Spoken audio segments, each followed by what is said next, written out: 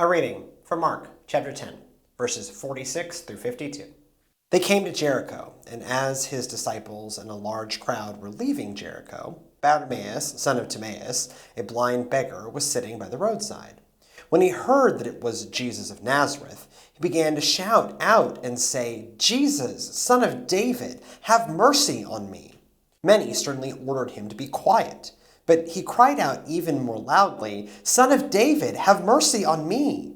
Jesus stood still and said, "Call him here." And they called the blind man, saying to him, "Take heart, get up, he is calling you."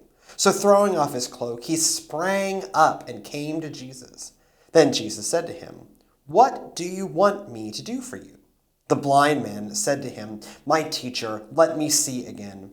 Jesus said to him, "Go, your faith has made you well." Immediately, he regained his sight and followed him on the way. Reading this miracle story again, it finally occurred to me that I know this guy. A little while ago, I went on social media and had the rare experience of walking away more filled with hope. I saw that my dear friend, Sister Brandy Dudley, had decided to become the Reverend Sister Brandy Dudley and begin the process to become a local pastor. In knowing and working alongside her for years, this seemed about the most obvious step imaginable. However, her journey to this point hardly tracked in a straightforward direction. Standing 4'10" and serving as easily the most popular resident of Palestine, Texas, Sister Brandy exudes a passion for God that turned her previous place of employment, Walmart, into frequent opportunities for ministry and prayer. I never understood how she did that, or how she moved 75-inch televisions when she could barely propel herself into my old off-road truck. Her apartment, nicknamed the Monastery, contains so much religious art, iconography, and statues that it could easily stock a medium-sized Catholic cathedral. I often teased her that she sees Jesus in her breakfast cereal. Sister Brandy can clearly recognize the face of God in a cloud formation, the image of Christ in toast, or the Virgin Mary in dryer lint. Every time it happens, I know that she has correctly witnessed God.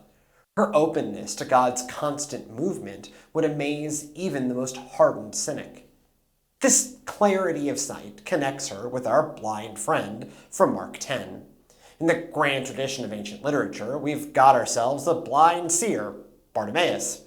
Scripture has a soft spot for this exact kind of irony. The Moabite woman, Ruth, redeems a family and gives birth to a royal line. A donkey speaks wisdom that a holy man doesn't see. The little kid fells a giant that grown men refuse to face. A man without sight sees Christ the clearest and understands exactly how to seek the Lord.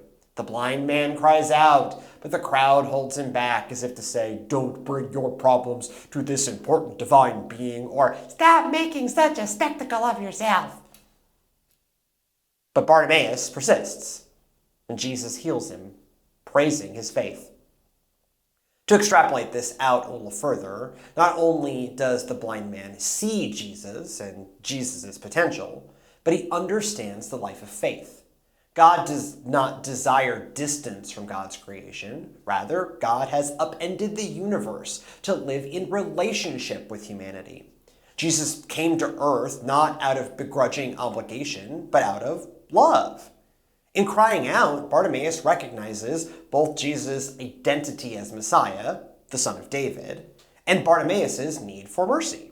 Our unsighted friend gets that he stands in the presence of the one who can help him, and perhaps intuitively knows the Messiah wants to help him.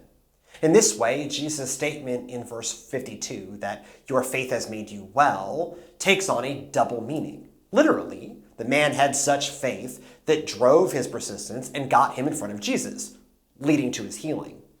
However, on a spiritual level, the man was already well long before his direct encounter with Christ. He knew God on a deep level. So much so that even before he receives his sight, he springs to his feet and throws off his cloak at the invitation to an encounter with Christ. Bartimaeus' exuberant faith carried him over the obstacle of the crowd and made his life fuller of joy of the Lord to begin with. Sister Brandy's similar ability to see God in every moment and every person gives her similar power. She moves through the world constantly joyful as her exuberant faith keeps her eyes permanently open to the movement of God. I can often wonder where God is. Sister Brandy always seems to know. Her life has struggles and obstacles like anyone else. But no matter what occurs in her life or in the life of the church, Sister Brandy moves first to cry out to God and then feels confident that God will do what God does best. This ability of hers certainly impacted me. 5 or so years ago, the church that Sister Brandy and I served had hit the wall. The church had experienced a lot of hardship and decline, and nothing that we did seemed to get us going in the right direction. Other members of our ministry team had faced similar struggles in the church that they served. It felt like banging your head against a wall and hoping the wall would finally break. One night, at the height of my own frustration, I gathered the ministry team for prayer at 11 p.m. Sister Brandy, Scott, Emily, and I prayed deep in the night for God to open the right doors and for us to overcome the obstacles that we faced. After that night, things changed. Ideas came together, people showed up, our own work gained new momentum. I initiated that prayer meeting, but doing so was wildly out of character for me. I lacked that prayer instinct and sheer confidence in God's power. Sister Brandy deserves the credit. Her clear-eyed faith and rapidity to take everything to God taught me about the faith of the blind seers and the diminutive saints that find peace in God and never let an obstacle get in the way.